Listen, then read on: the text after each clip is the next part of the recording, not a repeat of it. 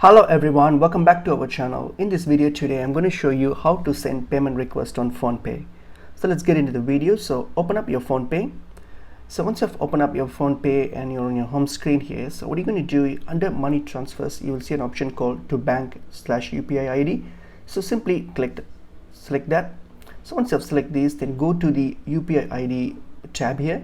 So simply go for that tab, and now what you're going to do, you're going to select add new UPI. So select the add new UPI option. So now enter the UPI ID of the person that you want to send the request to. So type that in and then hit on verify. So this will do a verification to the ID that you just entered, and once verified, you will see two options here on your left, send, and on your right request. So you can simply click on the request option and then send a payment request to the ID that you just verified. So that's how you can send a payment request on PhonePe.